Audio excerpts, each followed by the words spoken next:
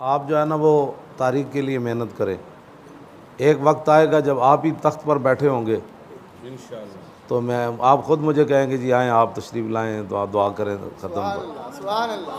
इस्लामाबाद की सड़कें हमारे लिए खुली होंगी इंशाअल्लाह इंशाअल्लाह, समझ आई।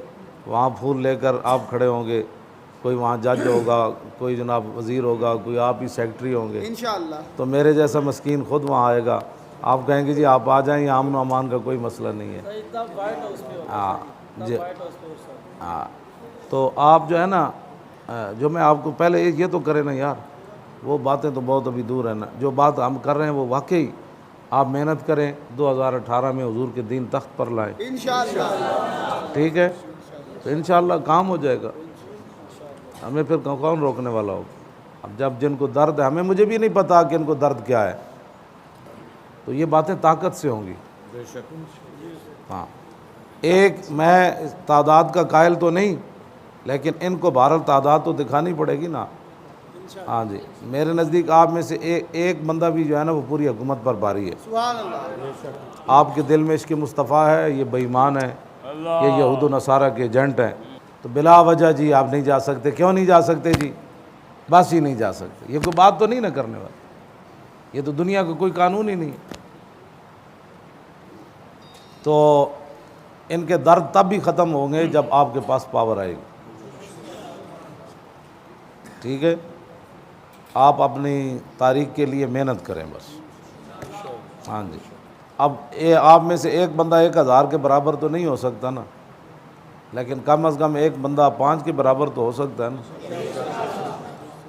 तो आप मेहनत करें, ये कान बंद कर दें। बिल्कुल, मैं 1000 बार कह चुका हूँ, अगर आपने ऐसा वक्त ज़ाया कर दिया तो फिर बहुत बढ़िया मुसीबतें आएंगी, और मुसीबतों का आप सोच भी नहीं सकते।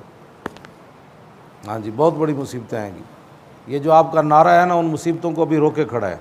हुक्मरानों की बदमाशियाँ इस हद तक चली गई हैं कि बहुत बड़ा नुकसान हो जाए मुल्क का। मैं सच्ची बात कर रहा हूँ। हाँ, ये अल्लाह ताला लैसा बिअमानिय्यकुम वला अमानिय्य अहलिल किताब मन यामल सूअन युज्ज़ा बिही।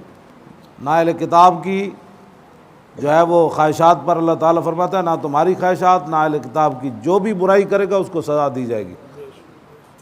तो पाकिस्तान के अंदर जो इन्होंने 70 साल दीन के साथ जो कुछ किया, और अब भी दीन के साथ जो कर रहे हैं, नामूस रिसालत की जो साथ ये गद्दारियाँ कर रहे हैं, तो इनकी सज़ा तो बड़ी ख़तरनाक है इंशाअल्लाह इंशाअल्लाह। लेकिन वो सज़ा इसलिए भी नहीं आ रही कि आपने लब्बैक का नारा लगा दिया।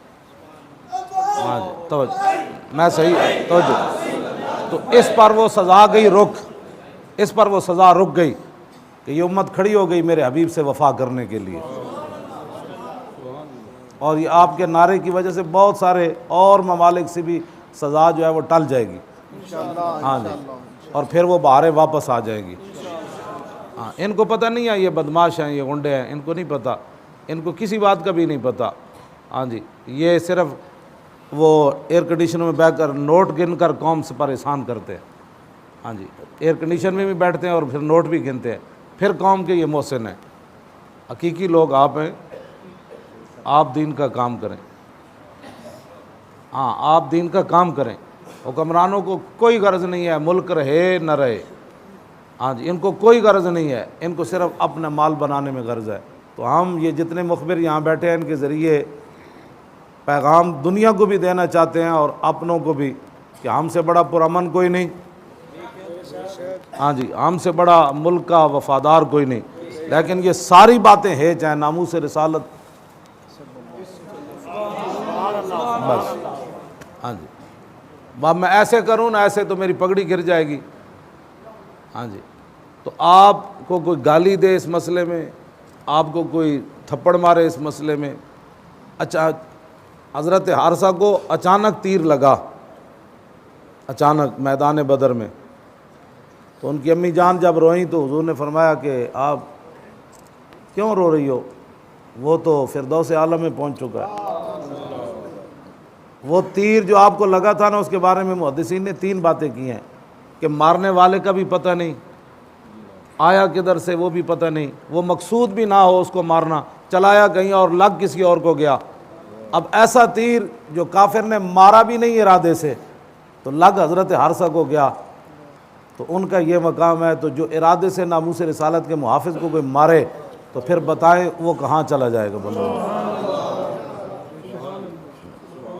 सामुन गरबुन लग जाए, यानी मारना उसका मकसद हज़रत हारसा को नहीं था, लेकिन तीर उनको लग गया।